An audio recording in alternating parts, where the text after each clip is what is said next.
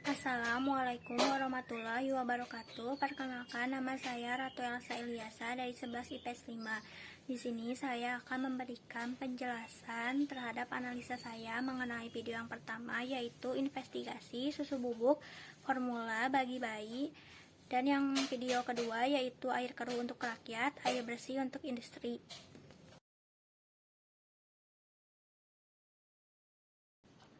Ribuan anak-anak kekurangan gizi di Indonesia.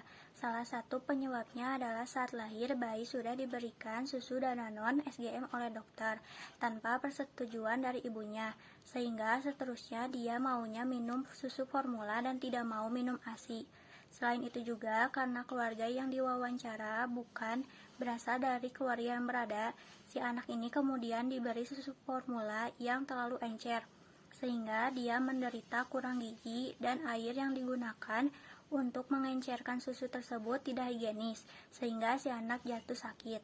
Dampaknya, memberikan susu formula untuk bayi baru lahir akan mengakibatkan kelainan galaktosemia yang membuatnya tidak bisa mencerna laktosa pada susu, termasuk ASI, kekurangan gizi, diare, muntah, dan selain itu bayi yang sejak lahir minum susu formula berisiko lebih tinggi terpapar benda-benda yang tidak steril.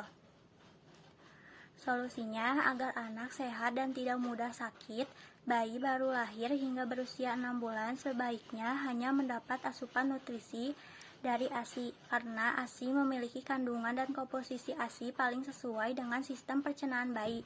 Selain itu, bayi yang minum ASI eksklusif cenderung lebih jarang terpapar penyakit dibanding bayi yang sejak lahir minum susu formula.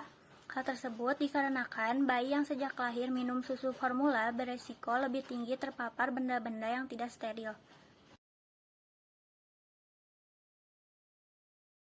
Lebih dari 1.563 keluarga Kecamatan Cidahu, Kabupaten Sukabumi, Jawa Barat dapat dihitung dengan jari jumlah keluarga yang memiliki kamar mandi pribadi. Selebihnya mengandalkan kamar mandi umum dan empang-empang keruh untuk mandi, mencuci, hingga untuk air minum yang jauh dari kata layak. Ironisnya, meski tinggal di desa yang kaya akan air, warga Babakan Pari, Kecamatan Cidahu justru kesulitan air bersih. Hal ini disebabkan karena ada 102 perusahaan yang memanfaatkan air tanah di Kabupaten Sukabumi, mulai dari perusahaan garmen hingga perusahaan air minum dalam kemasan. Di Kecamatan Cidahu saja terdapat 3 perusahaan raksasa yang mengambil air tanah secara masif. Di antaranya PT Golden Mississippi Tita Investama yang mengambil air tanah untuk Aqua Danone, PT Amerta Indah Osukare yang mengambil air tanah untuk Pocari Sweat, dan PT Indolacto produsen Indomie. 3 perusahaan raksasa ini menyedot 48% atau hampir separuh dari total pengambilan air tanah di Sukabumi.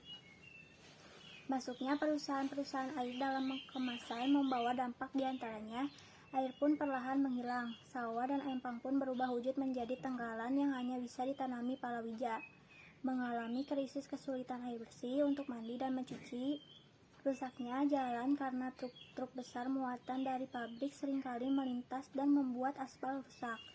Akses pendidikan anak-anak pun menjadi sulit, mereka harus berjalan kaki sejauh 2 km untuk mengenyam pendidikan yang kondisinya pun tidak layak.